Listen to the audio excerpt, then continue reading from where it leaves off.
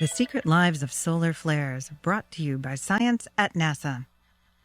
152 years ago, a man in England named Richard Carrington discovered solar flares. It happened at 11:18 a.m. on the cloudless morning of Thursday, September 1st, 1859. Just as usual, on every sunny day, the 33-year-old solar astronomer was busy in his private observatory, projecting an image of the sun onto a screen and sketching what he saw. On that particular morning, he traced the outlines of an enormous group of sunspots. Suddenly, before his eyes, two brilliant beads of white light appeared over the sunspots. They were so bright he could barely stand to look at the screen. Carrington cried out, but by the time a witness arrived minutes later, the first solar flare anyone had ever seen was over. It would not be the last.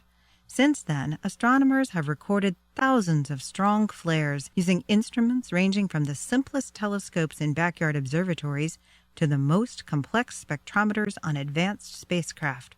Possibly no other phenomenon in astronomy has been studied as much. After all that scrutiny, you might suppose that everything about solar flares would be known. Far from it. Last week, researchers announced that solar flares have been keeping a secret. And it's a big one. We've just learned that some flares are many times stronger than previously thought, says University of Colorado physicist Tom Woods, who led the research team. Solar flares were already the biggest explosions in the solar system, and this discovery makes them even bigger. NASA's Solar Dynamics Observatory, launched in February 2010, revealed the secret. About 1 in 7 flares experiences a sort of aftershock. 90 minutes or so after the flare dies down, it springs to life again, producing an extra surge of extreme ultraviolet radiation. We call it the late-phase flare, says Woods. The energy in the late phase can exceed the energy of the primary flare by as much as a factor of 4. The extra energy has a big effect on Earth. Extreme ultraviolet wavelengths are particularly good at heating and ionizing Earth's upper atmosphere. When our planet's atmosphere is heated by extreme UV radiation, it puffs up, accelerating the decay of low-orbiting satellites.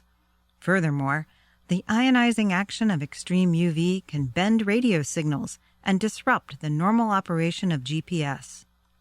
SDO was able to make the discovery because of its unique ability to monitor the sun's extreme UV output in high resolution, 24 hours a day, 7 days a week. With that kind of scrutiny, it's tough to keep a secret, even one that's 152 years old. To learn more secrets of astronomy, visit science.nasa.gov.